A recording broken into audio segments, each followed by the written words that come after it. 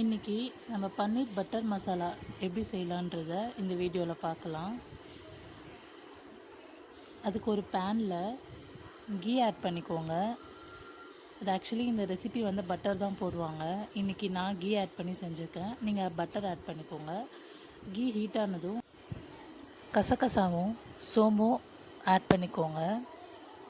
இது நல்லா பொரிஞ்சதும் நம்ம சாப் பண்ணி வச்சுருக்க ஆனியனை இது கூட ஆட் பண்ணி நல்லா ஃப்ரை பண்ணிக்கோங்க. இந்த பன்னீர் பட்டர் மசாலாவுக்கு முக்கியமான விஷயமே இந்த வெங்காயம் வந்து நல்லா வதங்கணும். வெங்காயம் வந்து நல்லா கோல்டன் ப்ரௌன் கலர் வந்த பிறகு தான் நம்ம ஜிஞ்சர் கார்லிக் பேஸ்ட்டை ஆட் பண்ண போகிறோம். ஸோ இதை நல்லா வறுத்துக்கோங்க. ஸோ இந்த மாதிரி கன்சிஸ்டன்சி வந்த உடனே இஞ்சி பூண்டு பேஸ்ட் ஆட் பண்ணி அதையும் நல்லா வதக்கிக்கோங்க. இந்த பன்னீர் பட்டர் மசாலா சப்பாத்தி, பரோட்டா, நான், ஃபுல்கா இது கூட மட்டும் இல்லாமல் கீ ரைஸு, ஜீரா ரைஸ் இந்த மாதிரி நம்ம ரைஸ் கூடவும் சேர்ந்து சாப்பிடும்போது இதோட டேஸ்ட்டே நல்லாயிருக்கும். இப்போ இந்த இஞ்சி பூண்டு நல்லா வதங்கி வந்ததுக்கப்புறம் டொமேட்டோ வந்து நான் நல்லா மிக்சியில் அரைச்சி வச்சுருக்கேன். அதையும் ஆட் பண்ணி இப்போ இந்த தக்காளியில் இருக்கிற வாட்டர் எல்லாம் நல்லா அப்சர்வ் ஆகிற அளவுக்கு நல்லா வதக்கிக்கோங்க. இந்த மாதிரி நல்லா வதங்கினதும் அது கூட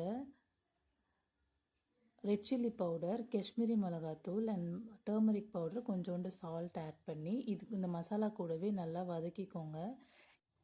இந்த மசாலா நல்லா வதங்கி வரணும். நம்ம ஆட் பண்ண ஆயில் எல்லாம் இதுலேருந்து கொஞ்சம் ரிலீஸ் ஆகி வெளியே வர வரைக்கும் நல்லா வதக்கிக்கோங்க. அண்ட் கேஸோட ஃப்ளேம் சிம்லே வச்சுக்கோங்க. ஏன்னா நம்ம இதில் கொஞ்சம் தீஞ்சிச்சினாலும் இதோட ஃப்ளேவர் சுத்தமாக போயிடும். அண்ட் இதுக்கப்புறம் நம்ம இந்த பன்னீர் பட்டர் மசாலாவுக்கு ரிச்னஸ்ஸே இப்போ தான் நம்ம ஆட் பண்ண போகிறோம். ஒரு ஜாரில் ஒரு 100 கிராம் முந்திரி பாதாம் எடுத்துக்கோங்க. அது கூட ஒரு 1/4 டீஸ்பூன் கசகசா அண்ட் ஒரு 1/4 டீஸ்பூன் சோம்பு ஆட் பண்ணி இதை நல்லா பிளெண்ட் பண்ணி எடுத்து வச்சுக்கோங்க. பன்னீர் பட்டர் மசாலாவோட சீக்ரெட்டே இந்த முந்திரி பாதாம் அரைச்சி அதை நம்ம ஆட் பண்ணால் தான் அதோட ரிச்னஸ்ஸே நல்லாயிருக்கும். ஸோ இந்த ப்ராசஸை எப்பயுமே ஸ்கிப் பண்ணாதீங்க. இப்போ ஆயில் ரிலீஸ் ஆகி வெளியே வந்த உடனே நம்ம அரைச்சி வச்சுருக்க இந்த பேஸ்ட்டையும் ஆட் பண்ணிக்கோங்க. இப்போ இந்த அரைச்சி வச்சுருக்க பேஸ்ட்டு, இந்த மசாலா எல்லாமே நல்லா பிளெண்ட் ஆகி அது நல்லா வதங்கணும். அண்ட் நம்ம அரைச்ச ஜாரில் கொஞ்சோண்டு தண்ணி ஊற்றி ஆட் பண்ணிக்கோங்க. அண்ட் இந்த பன்னீர் பட்டர் மசாலாவுக்கு தேவையான அளவுக்கு கொஞ்சம் தண்ணி ஆட் பண்ணிக்கோங்க. ஒரு 1/2 கிளாஸ் வாட்டர் ஆட் பண்ணிக்கோங்க. இதை ஒரு நல்லா மூடி போட்டு இதை ஒரு மீடியம் ஃப்ளேமில் நல்லா கொதிக்க விடுங்க. இந்த கொதிக்கிற டைமில் நம்ம பன்னீரை தவாவில் 2 சைடும் ரோஸ்ட் பண்ணி எடுத்துப்போம். இந்த ப்ராசஸ் நீங்கள் பண்ணிங்கன்னா பன்னீர் நல்லா கிறிஸ்ப் அண்ட் சாஃப்டாக நல்லா டேஸ்ட்டாகவும் இருக்கும் உங்களுக்கு. ஸோ நான் கொஞ்சமாக ஆயில் ஆட் பண்ணிவிட்டு இது கூடவே பன்னீரை கட் பண்ணி நீங்கள் க்யூபாகவும் சின்னதாகவும் கட் பண்ணியும் நீங்கள் ஃப்ரை பண்ணிக்கலாம். பெட்டர் நான் இது 2 பீஸாக ஸ்ப்ளிட் பண்ணிவிட்டு இதை நல்லா ஃப்ரை பண்ணிவிட்டு நான் க்யூபாக கட் பண்ணிக்கிறேன். ஸோ இந்த ஸ்டேஜில் நம்ம ஃப்ரை பண்ணி எடுத்து வச்சுருக்க இந்த பன்னீரையும் ஆட் பண்ணி ஒரு 5 மினிட்ஸ் நல்லா அந்த மசாலாவும் பன்னீரும் நல்லா குக் ஆகிற அளவுக்கு ஒரு லிட்டு போட்டு க்ளோஸ் பண்ணி வேக விட்டுருங்க.